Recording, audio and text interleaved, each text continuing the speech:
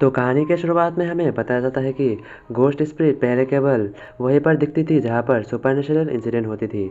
उनमें से कुछ बहुत ही ज़्यादा अच्छी और हार्मलेस होती थी, लेकिन कुछ ऐसे भी इविल घोस्ट स्पिरिट रहती थी जो लोगों को बिना वजह मारती थी और उन्हें नुकसान पहुँचाती थी। करीब करीब 100 साल पहले इन सभी घोस्टों ने इंसानों पर हमला करना शुरू कर दिया और बिना वजह इंसानों को मारने लगे, जिस वजह से लोगों की पॉपुलेशन लगातार कम होने लगी। उसी समय इंसानों के मसीहा के रूप में एक घोस्ट मास्टर अपेयर हुआ। घोस्ट मास्टर जिसके पास अपनी खुद की घोस्ट रहती है। उन घोस्ट की पावर और पोटेंशियल घोस्ट मास्टर को मिलता है, जिससे वो लोग बुरे घोस्ट और इविल घोस्ट मास्टर का सामना करते हैं। हर एक घोस्ट मास्टर के पास एक स्पेशल आइटम रहता है जिसके साथ घोस्ट कनेक्ट होकर रहता है, और हर एक घोस्ट मास्टर के घोस्ट उसी स्पेशल आइटम से कनेक्ट होकर रहता है। इस स्पेशल आइटम को घोस्ट टोकन कहा जाता है, और जिसे भी घोस्ट द्वारा चुना जाता है वही एकेडमी के अंदर जा पाता है और एक घोस्ट मास्टर की कैंडिडेट बन सकता है। सुबह सुबह लीव सिटी के दूसरे घोस्ट मास्टर एकेडमी का सीन दिखाया जाता है, जहाँ पर कुछ स्टूडेंट्स बात कर रहे रहते हैं कि मैं आज बहुत ही ज़्यादा नर्वस फील कर रहा हूँ क्योंकि आज हमें एक कंपेनियन घोस्ट को समन करना है। दूसरा कोई कहता है, हाँ यार मुझे भी बहुत ही ज़्यादा घबराहट हो रही है, अगर मैं यहाँ पर फेल हो गया तो मेरी ज़िंदगी ख़राब हो जाएगी और मुझे बस बच्चा पैदा करने की और बच्चा पैदा करके इस शहर की पॉपुलेशन बढ़ाने की काम दिया जाएगा। और दूसरा कोई कहता है, मैंने यह तक सुना है कि जो लोग 30 साल से कम की उम्र के होते हैं उन सभी को लगभग 10 से ज़्यादा बच्चे पैदा करना पड़ता है। ये सुनकर एक लड़का एक लड़की से कहता है, बच्चा पैदा करना तो ठीक है, अगर हम इस एग्ज़ाम में फेल हो गए और कुछ गड़बड़ हो गया तो हम मर भी सकते हैं। तभी उस लड़की को बाहर से कोई आती हुई दिखती है, जिसे देखकर वो लड़की कहती है, तुम चुप रहो, लगता है कोई बाहर से आ रहा है। तभी हमारे इस कहानी का हीरो जिसका नाम लिन रहता है, वो मन ही मन सोचता है, फाइनली वो समय आ गया है जब मेरा ज़िंदगी चेंज होगा। और वो अपने ज़िंदगी के बारे में सोचता है। ये करीब 10 साल पहले की बात है, जहाँ पर लिन के पिता उसके माँ से कह रहा रहता है, तुमने ये कैसा बच्चा पैदा कर दिया, इसके पास जो गोश्त टोकन है उसमें बिल्कुल भी गोश्त ऑरा नहीं है, उसमें बिल्कुल ही कम गोश्त ऑरा है, उससे तो वो कोई गोश्त समन भी नहीं कर पाएगा, ये बिल्कुल ही कचरा है, तुम इसे छोड़ दो और दूसरा बच्चा पैदा करो। दूसरे सीन में लिन को कुछ बच्चे बुली कर रहा रहता है। उनमें से एक बंदा लिन के गोश्त टोकन में अपना पैर रखते हुए कहता है, क्या ये तुम्हारा गोश्त टोकन है?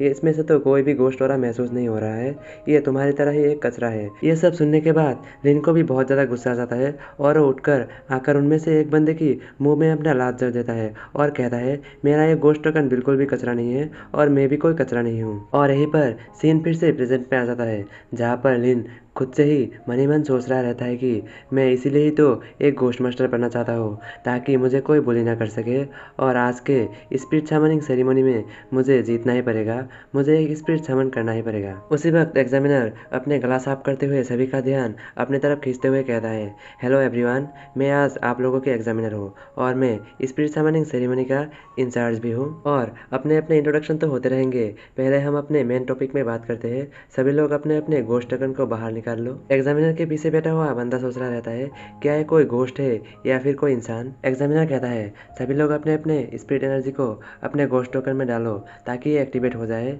ये सुनकर लिन अपने घोस्ट टोकन को देखते हुए सोचता है, क्या मैं इसके अंदर अपने स्पिरिट एनर्जी को डालकर एक घोस्ट को समन कर सकता हूँ? तभी एग्जामिनर अपने हैंड साइन को बनाते हुए कहता है कि तुम लोग जन्म होने के बाद आज पहली बार एक घोस्ट को समन करने वाले हो। तभी एक मोटे की कटोरे में कुछ हरकत होने लग जाता है और अचानक से उस मोटे की कटोरे में से बहुत सारा खून निकलना शुरू हो जाता है और एक लड़की को भी तकलीफ होने लग जाता है क्योंकि उसका अंगूठे भी गर्म होने लग जाता है। ये सभी लोग को शोर करते हुए देखकर एग्जामिनर कहता है, सब लोग चुप हो जाओ, ये बस मेरे ऑरा के कारण हो रहा है, क्योंकि मैं देखना चाहता हूँ कि तुम्हारे जो घोस्ट टोकन है उनमें से सभी के सभी घोस्ट जिंदा है या नहीं।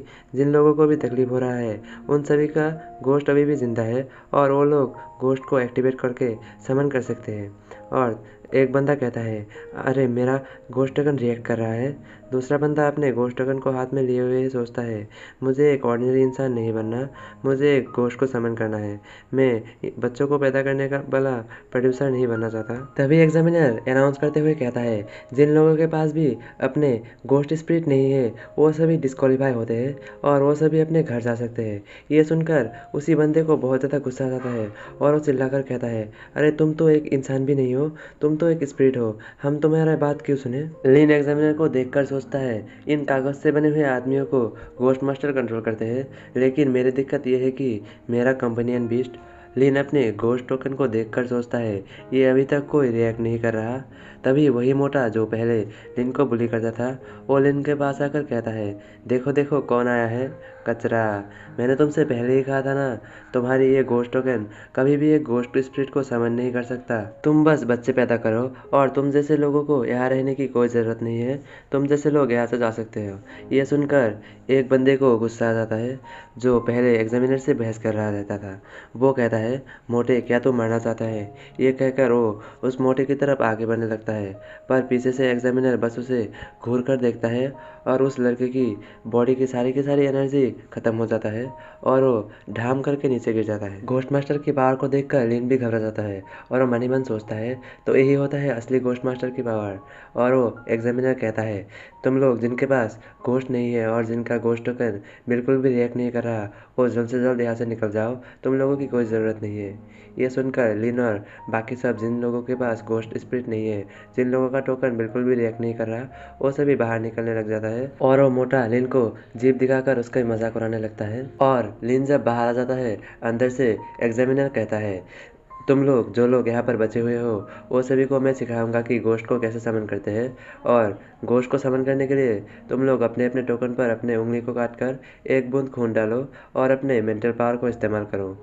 बाहर आकर लिन मन ही मन सोचता है, मैंने एक स्पिरिट को समन नहीं कर पाया, लगता है कि मैं एक सच में एक ऐसा कहने ही वाला रहता है कि वो तभी ये अंदर से आवाज़ आता है, मेरा सक्सेस हो गया। और अंदर दिखाया जाता है कि एक लड़की ने, वही जो लड़की होता है जिसका अंगूठी गर्म हो गया था, उसने एक घोस्ट को समन कर लिया होता है।